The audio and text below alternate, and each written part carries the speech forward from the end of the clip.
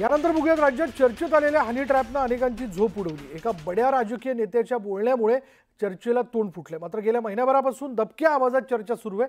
विशेष म्हणजे राज्यातील 2 पोलीस ठाण्यात तर गेल्या काही दिवसात झालेल्या गोपनीय हालचालींनी अनेकांचं धाबत दणाणलंय। पाहूयात न्यूज 18 लोकमतचा हा खास रिपोर्ट।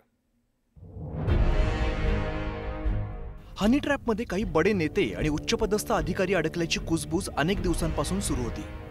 मात्र एका नेत्याने ऑफ द रेकॉर्ड गौप्यस्फोट केल्यामुळे काही नावांवरती आता चर्चा सुरू झाली आहे। तर या सर्व घडामोडींमध्ये नाशिकचं नाव केंद्रस्थानी आलंय। या शहरात असलेल्या अधिकाऱ्यांसोबतच्या मैत्रीपूर्ण संबंधातून घडलेली घटना एक नसून अनेक घटनांची मालिका असल्याचं बोललं जात आहे। ठाण्यामध्ये फक्त एक अशी तक्रार दाखल होती, परंतु ती तक्रार देखील त्यांनी आता मागे घेतलेली आहे।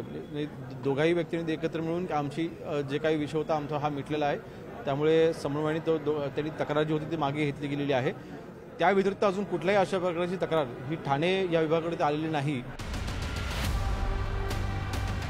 हनी ट्रॅपवरती धक्कादायक माहिती समोर आली आहे। पोलिसात दाखल झालेलं प्रकरण मिटवण्यासाठी काही अधिकाऱ्यांनी चक्क जीवाचं रान केलंय। तरी सुद्धा अनेक पुरावे समोर येत आहेत। या प्रकरणातील मोडस ऑपरेंडी काय होती ते आता आपण बघूया। नाशकातील मध्यवर्ती जागी असलेलं पंचतारांकित हॉटेलचा या कृत्यात सहभाग आहे। अधिकाऱ्यांशी जवळीक असल्यामुळे व्यावसायिकाचाही यात सहभाग असल्याचं स्पष्ट झालंय। हनी ट्रॅपमधील महिलेचीही चांगलीच जवळीक होती। महिलेने तिचा वापर फसवून केला गेल्याची तक्रार केली आहे। खंडणीसाठी ब्लॅकमेल केलं जात असल्याचा आरोप अधिकाऱ्यांनी केलाय। याच प्रकरणात प्रतिष्ठित व्यावसायिक आणि एका बड्या राजकीय नेत्याचा निकटवर्ती असल्याचं बोललं जात आहे। तपासात अनेक पीडित अधिकाऱ्यांची नावं चर्चेत येत आहेत। तसेच अनेक धक्कादायक पुरावे सुद्धा समोर आलेले आहेत। हॉटेलच्या रूममधील हिडन कॅमेऱ्यामधून चित्रीकरण झाल्याचं बोललं जात आहे। या प्रकरणात अनेक IAS आणि IPS अधिकाऱ्यांची नावं असल्याची चर्चा आहे। इतकंच नव्हे तर ब्लॅकमेल करून अधिकाऱ्यांकडून चुकीची कामं करून घेतल्याचं सुद्धा समोर येत आहे।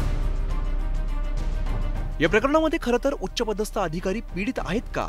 महिलेने केलेल्या आरोपांमध्ये सत्यता आहे का? या सर्व प्रश्नांची उत्तर आता तपासातच उघड होतील।